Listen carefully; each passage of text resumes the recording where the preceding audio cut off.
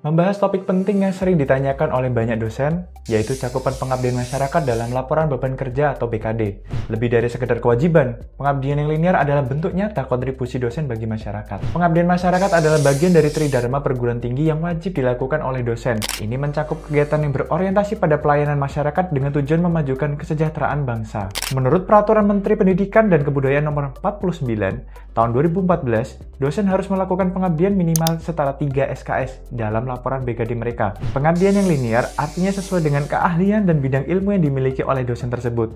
Misalnya, dosen teknik memberikan pelatihan teknologi tepat guna bagi masyarakat, sedangkan dosen hukum bisa melakukan advokasi atau konsultasi hukum. Ini penting agar pengabdian dosen benar-benar memberikan dampak yang efektif dan berkualitas. Lalu, apa saja cakupan pengabdian masyarakat dalam BKD dosen? Pengabdian ini bisa berbentuk pelayanan masyarakat, seperti pelatihan atau konsultasi di bidang keahlian dosen, transfer ilmu pengetahuan dan teknologi, terutama yang berkontribusi langsung pada penyelesaian masalah masyarakat, kegiatan pemberdayaan ekonomi, sosial, dan budaya yang meningkatkan kualitas hidup masyarakat. Pengabdian seperti ini harus didasarkan pada standar yang telah ditetapkan oleh Standar Nasional Pendidikan Tinggi. Untuk memastikan bahwa pengabdian masyarakat yang dilakukan dosen benar-benar berkualitas dan bermanfaat, ada 8 standar yang harus diikuti oleh perguruan tinggi. Apa saja itu? Pertama, standar hasil pengabdian. Standar ini menilai apa hasil akhir dari pengabdian yang dilakukan.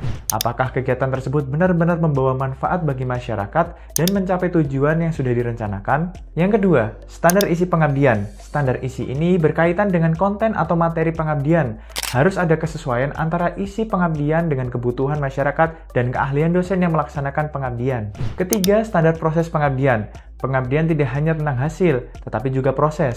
Standar ini memastikan bahwa kegiatan dilakukan dengan cara yang tepat, mulai dari perencanaan, pelaksanaan, hingga evaluasi kegiatan. Keempat, standar penilaian pengabdian. Setelah pengabdian selesai, penting ada penilaian untuk mengukur keberhasilan kegiatan. Penilaian dilakukan berdasarkan indikator yang sudah ditentukan sebelumnya. Kelima, standar pelaksana pengabdian. Siapa yang melaksanakan pengabdian? Standar ini menekankan bahwa pelaksana pengabdian harus kompeten dan berpengalaman dalam bidang yang relevan dengan kegiatan yang dilaksanakan.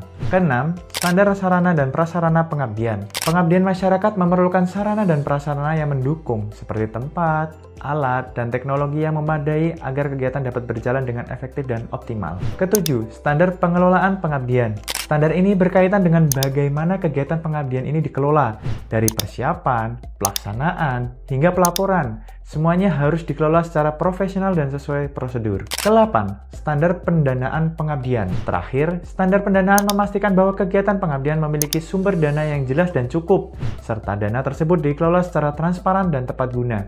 Pengabdian masyarakat yang linear punya tujuan penting, antara lain mengembangkan model pemberdayaan masyarakat yang sesuai dengan bidang keahlian dosen, memberikan solusi akademis atas permasalahan masyarakat, melakukan transfer teknologi, ilmu, dan seni yang dapat memajukan masyarakat secara berkelanjutan. Mengapa penting bagi dosen? Melakukan pengabdian yang linear bukan hanya untuk memenuhi kewajiban BKD saja.